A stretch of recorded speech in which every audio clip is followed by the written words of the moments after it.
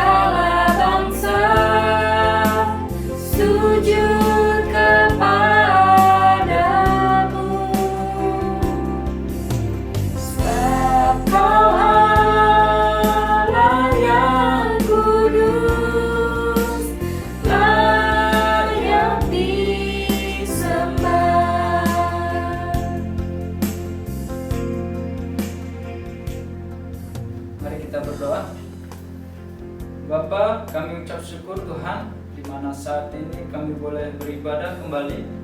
Di minggu ini kami ingin datang kepadamu ya Bapa, untuk mendengarkan firman-Mu, untuk memuji memuliakan nama-Mu. Biarlah persembahan kemuliaan kami ini boleh menjadi kemuliaan bagi nama-Mu, boleh layak di tempat yang maha kudus. Kami menyerahkan ibadah minggu ini ke dalam tangan-Mu. Kami mau datang di hadapan-Mu ya Bapa. Terima kasih Tuhan, kami siap beribadah pada minggu ini. Haleluya, amin.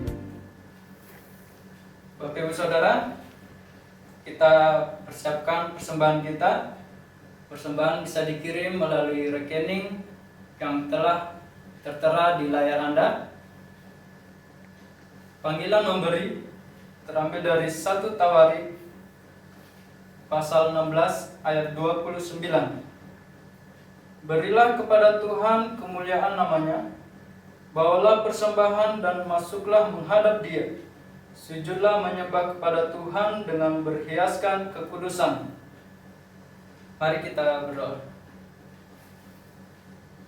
Bapa yang baik, kami mempersiapkan sebagian kecil dari apa yang telah Engkau berikan kepada kami. Biarlah persembahan kami ini layak di hadapan-Mu sebagai persembahan yang harum, supaya kami boleh menjadi anak-Mu yang setia, anak-Mu yang taat kepada firman-Mu ya Bapa. Terima kasih Tuhan. Terimalah persembahan kami ini. Haleluya, amin. Sambil mempersiapkan persembahan kita, kita akan menyanyikan lagu pujian, Pujilah Allah yang Maha Kuasa.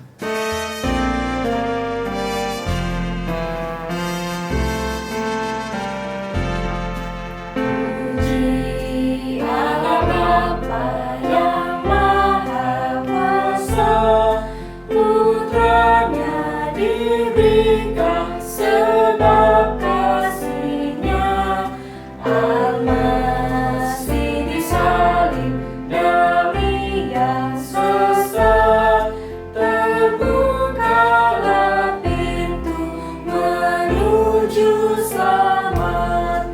Puji yang mulia, hai dengar sabdanya.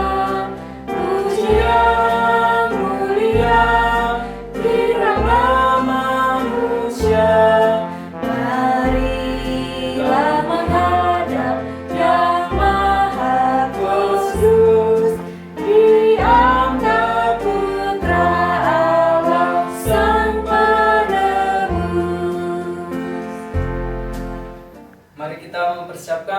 kita, mempersiapkan telinga kita untuk mendengarkan firman Tuhan. Namun sebelumnya kita angkat pujian kita di tengah ombak.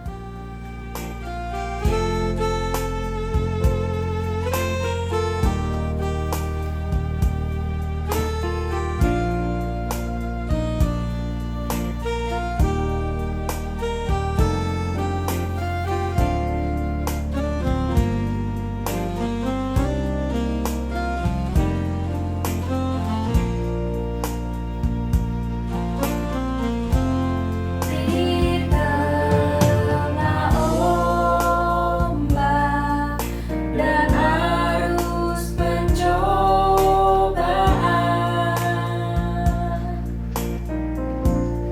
hampir terhilang tujuan arah hidupku. Bagaikan kapal yang selalu diombang-ambingkan, mengharap kasih-Nya seolah-olah tiada mampu. Yesus perhatikan kehidupan tiap orang. Kau sudah rusak dibetulkan dengan penuh kasih sayang. Yesus perhatikan tiap tetesan air mata. Dia mengenal hatiku yang penuh penyesalan dosa.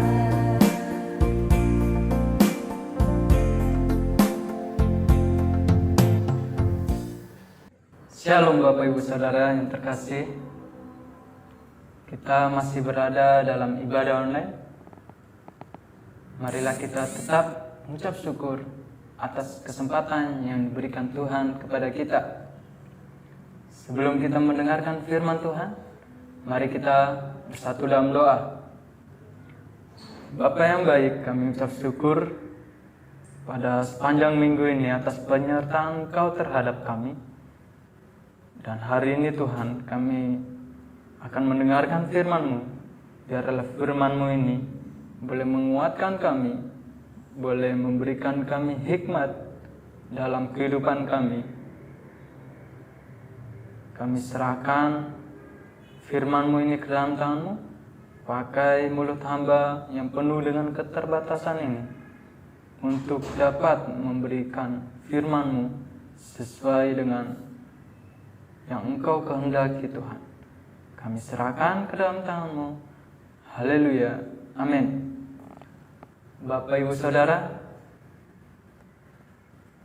pada minggu ini kita masih berada pada bulan yang sama, bulan September.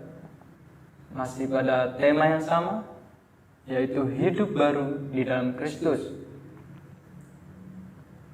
Pada minggu ini saya memberikan tema kita, yaitu perkataan yang memberi kasih karunia.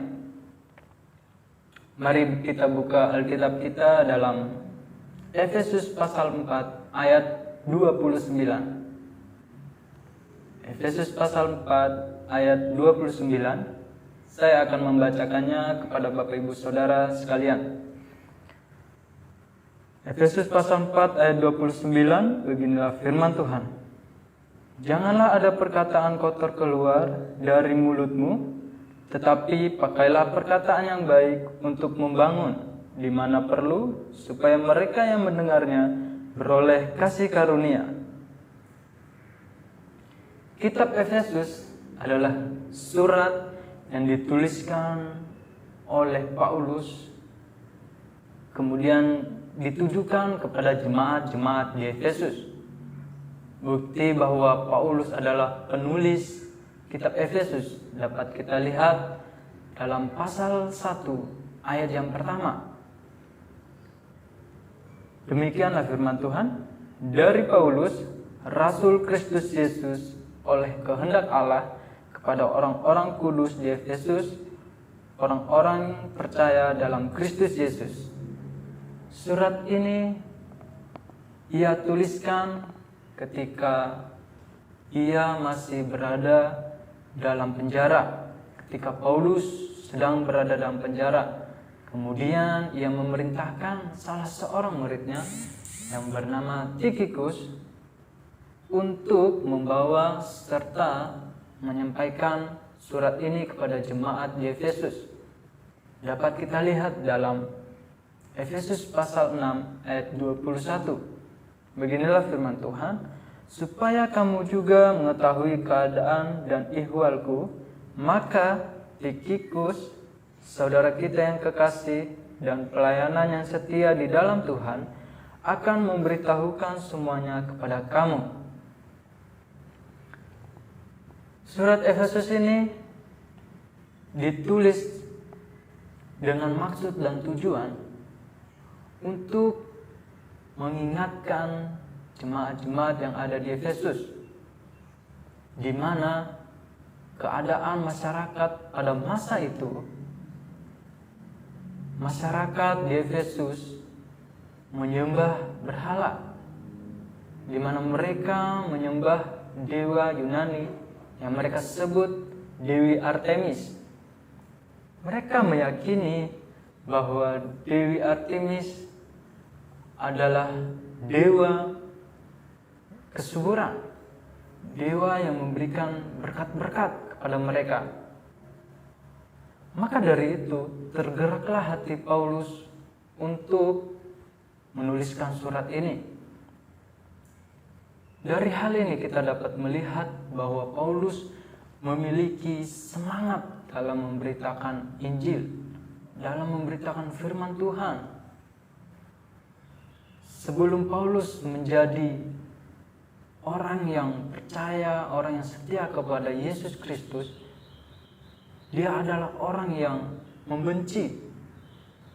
Dulunya dia adalah orang yang tidak senang dengan orang-orang percaya pada saat itu. Tetapi ketika dia diubahkan oleh Yesus Kristus, maka dia mau mengubah hidupnya, mau merubah pola kehidupannya untuk menjadi orang yang setia di dalam Kristus.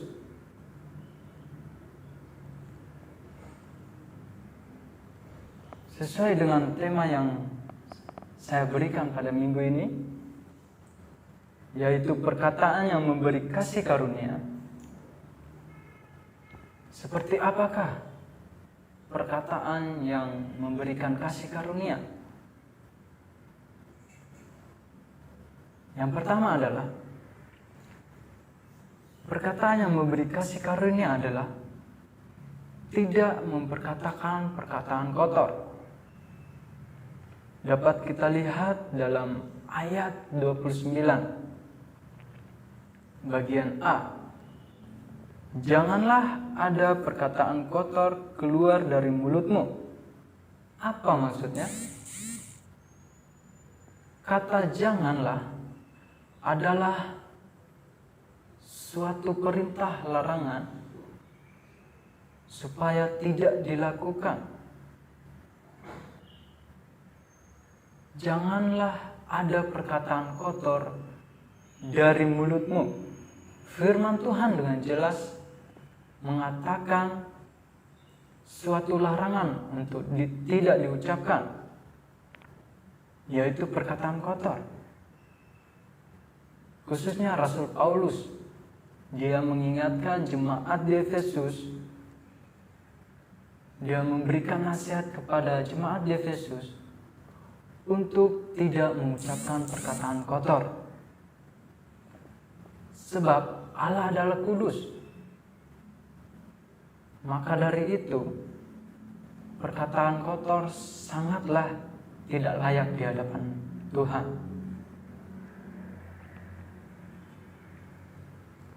Perkataan kotor di sini yang dimaksud adalah perkataan yang merujuk kepada ucapan-ucapan yang tidak berguna bagi orang lain. Perkataan yang tidak menjadi berkat bagi orang lain. Contohnya adalah sebuah makian yang kita ucapkan mungkin seringkali keluar dari mulut kita.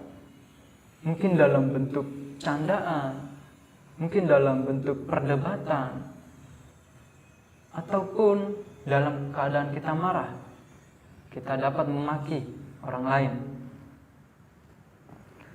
Perkataan yang keluar dari mulut seringkali dianggap hanya sebagai sarana komunikasi,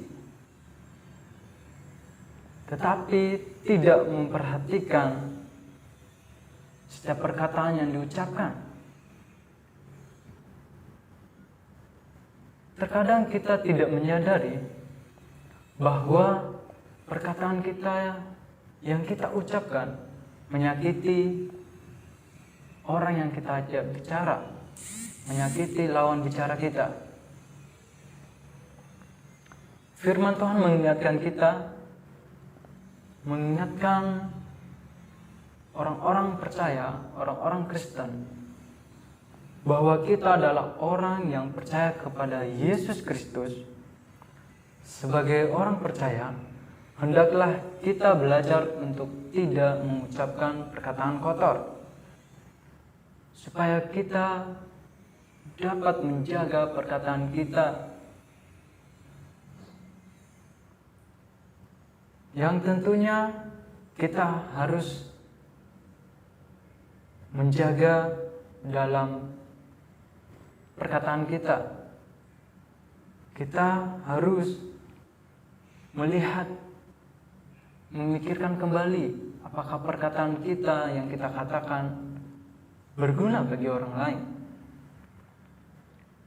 Perkataan kotor yang kita ucapkan dapat menimbulkan suatu konflik terhadap sesama. Maka dari itu, marilah kita sama-sama belajar untuk tidak mengucapkan kata-kata kotor yang tidak berguna dalam kehidupan kita. Yang kedua, perkataan yang membangun. Masih di ayat yang sama, di ayat 29. Tetapi pakailah perkataan yang baik untuk membangun. Firman Tuhan mengatakan begini, tetapi pakailah perkataan yang baik untuk membangun. Kita garis bawahi kata pakailah. Kata pakailah dalam bahasa Indonesia, dalam Kamus Besar Bahasa Indonesia, yang diartikan adalah mengenakan.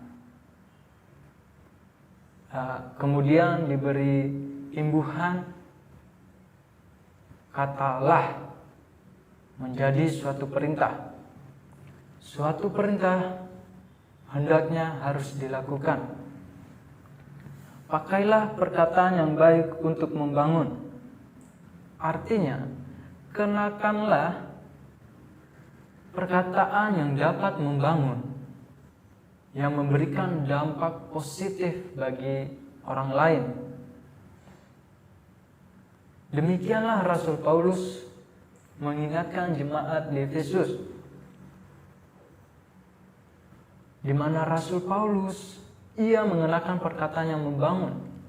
Rasul Paulus memperkatakan perkataan yang mengangun seperti nasihat yang ia berikan kepada jemaat di Efesus, memberitakan Injil kepada orang-orang percaya. Inilah yang dilakukan Rasul Paulus. Ia memperkatakan memperkatakan perkataan yang membangun. Demikian halnya dengan kehidupan kita sebagai orang yang hidup baru di dalam Kristus. Kita harus memiliki perkataan yang memberi kasih karunia, dan tentunya perkataan yang membangun orang lain.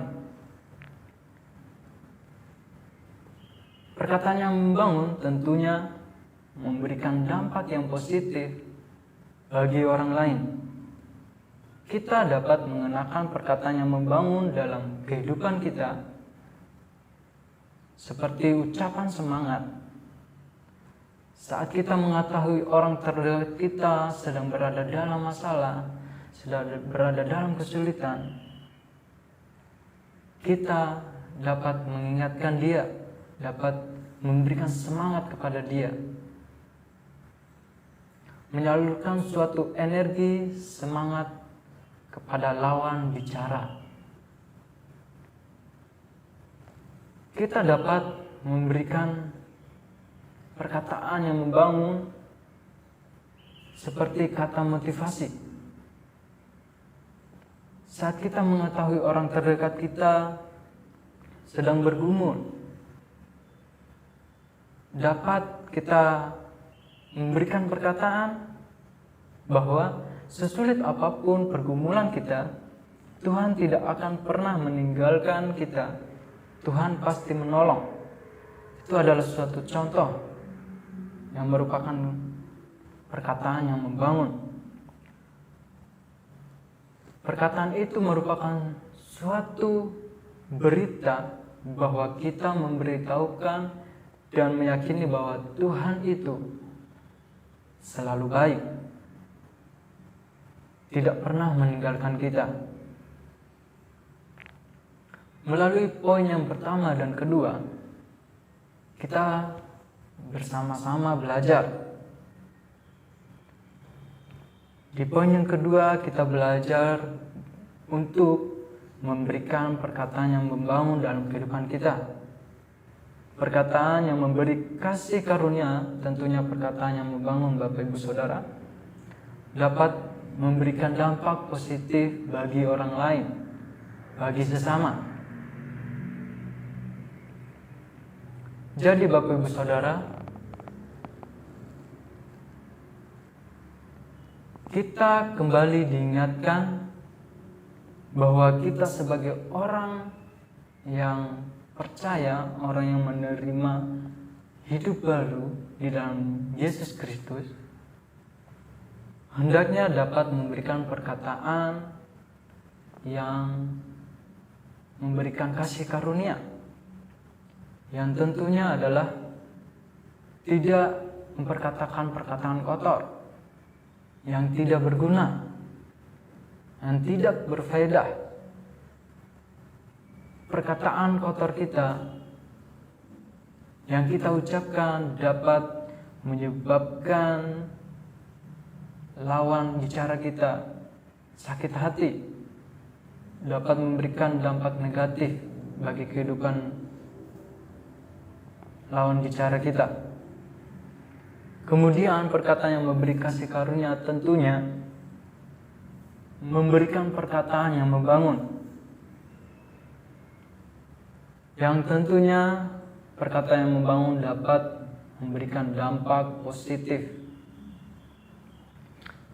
Perkataan membangun dapat kita ucapkan untuk memberikan semangat, memberikan nasihat kepada orang lain, dapat menjadi berkat bagi orang lain dan juga diri kita sendiri.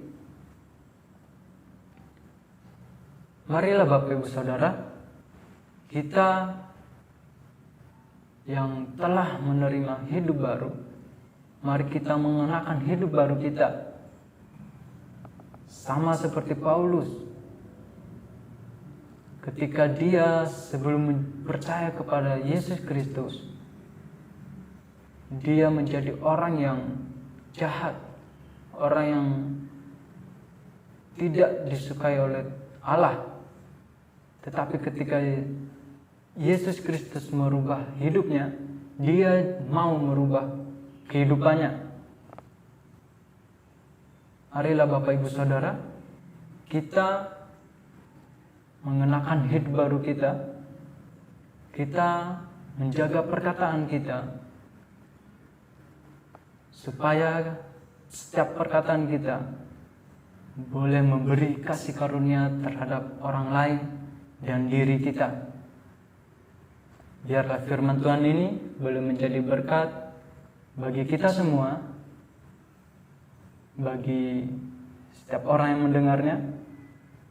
Tuhan Yesus memberkati kita semua. Mari kita bersatu dalam doa.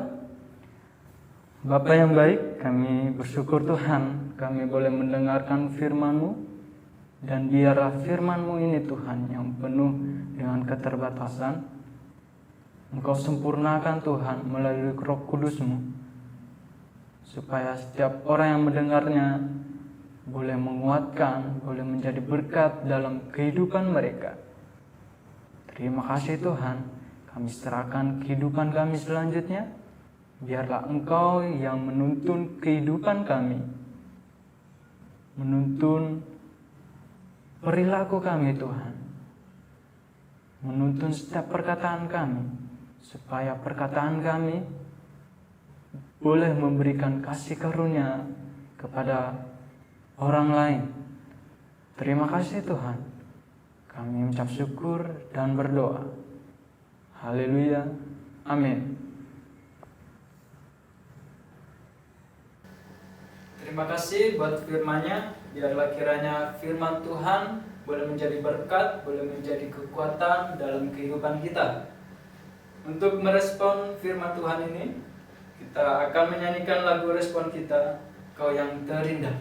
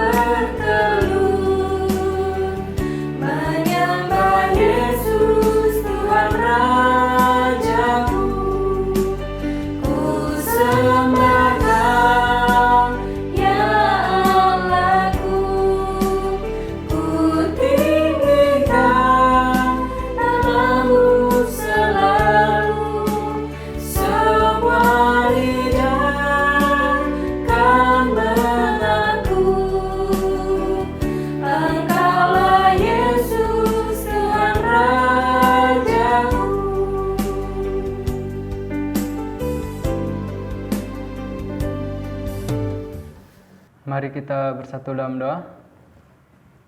Bapa yang baik, kami kembali datang di hadirat-Mu. Kami membawa setiap doa syafaat kami di hadapan-Mu, di mana kami menyerahkan bangsa negara kami di hadapan-Mu. Kami menyerahkan pemerintahan-pemerintahan yang ada dari yang tertinggi sampai yang terendah. Engkau memakai mereka ya Tuhan, untuk menjadi pemimpin-pemimpin yang sesuai dengan kehendak-Mu, sehingga mereka boleh memimpin bangsa dan negara kami ini dengan hikmat-Mu, dengan kebijakan yang daripada-Mu ya Bapa.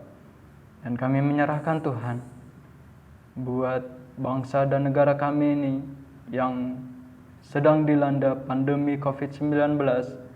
Kiranya Engkau menolong Tuhan, memulihkan bangsa dan negara kami ini dari pandemi ini ya Bapa.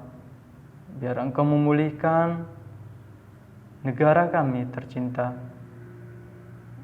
Engkau menolong setiap orang-orang yang telah positif COVID-19.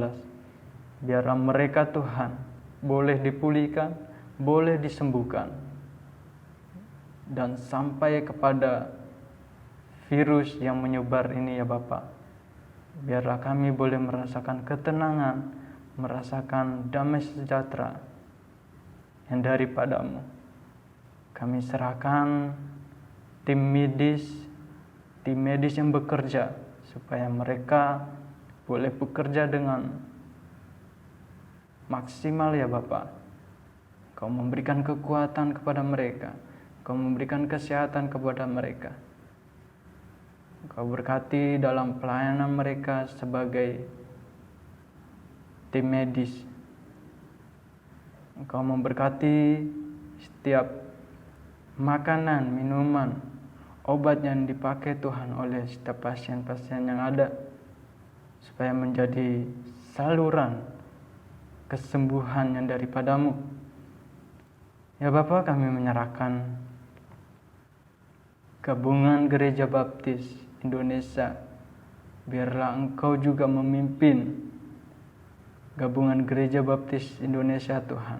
Kami menyerahkan setiap kepengurusan yang ada, pengurus-pengurus yang bekerja, yang melayani di lingkungan baptis Tuhan. Engkau menolong, Engkau memberikan hikmat-Mu dalam gabungan gereja baptis yang ada ya Bapa. Baik itu STT baptis, baik rumah-rumah sakit baptis, baik gereja-gereja baptis, sehingga melalui gabungan gereja baptis ini banyak orang yang percaya, banyak orang yang dimenangkan. Biarlah menjadi kemuliaan bagi nama-Mu. Ya Tuhan, kami menyerahkan juga Tuhan pergumulan gereja baptis Mekarsari. Kami serahkan setiap pembangunan gereja Tuhan. Engkau mencukupkan dana-dana yang diperlukan. Engkau memberkati gereja baptis Tuhan dalam pembangunan, dalam renovasi yang ada. Engkau menyediakan semuanya ya Bapa. Dan terima kasih Tuhan, kami bersyukur buat pembangunan yang boleh berjalan dengan baik sampai saat ini. Kami juga menyerahkan buat Gereja Baptis Mekarsari yang sedang bergumul dalam gembala sidang, membutuhkan seorang pemimpin dalam gereja Tuhan. Engkau menyediakan, menentukan orang-orang yang terlibat dalam pelayanan, supaya mereka juga Tuhan memiliki kerinduan dalam pelayanan. Biarlah orang yang Engkau tentukan, Engkau pilih adalah orang yang terbaik di hadapan-Mu, orang yang layak di hadapan-Mu ya Bapa. Sebab kami tahu Kau akan memberikan gembala sidang yang Engkau kehendaki. Biarlah kehendak-Mu yang terjadi ya Bapa. Dan kami serahkan setiap jemaat-jemaat-Mu dalam keluarga, kehidupan mereka, pekerjaan mereka. Kau berkati ke setiap kebutuhan, keperluan yang mereka butuhkan. Biarlah kiranya berkat-Mu melimpah-limpah dalam kehidupan. Kami serahkan doa ini Tuhan. Kami serahkan kehidupan kami selanjutnya ke dalam tangan-Mu. Biarlah doa kami ini layak di hadapan-Mu, sehingga kami menerima jawaban yang daripada-Mu tepat pada waktunya ya Bapa. Terima kasih Tuhan Yesus. Kami serahkan hari ini, kehidupan kami selanjutnya di hadapan-Mu. Engkau tuntun kami, Engkau sertai kami dalam setiap kehidupan kami. Dalam nama-Mu kami berdoa. Haleluya. Amin. Terima kasih. Selamat hari Minggu. Tuhan Yesus memberkati.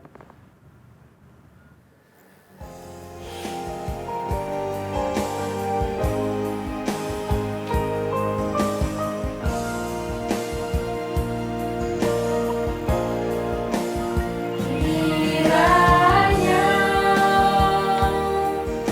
Kau memberkati aku berlimpah-limpah dan memperluas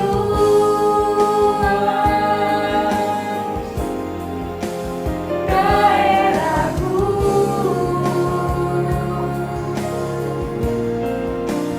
dan kiranya tangan-Mu menyertai aku dan melindungi aku daripada malapetaka sehingga kesakitan tidak menimpa aku.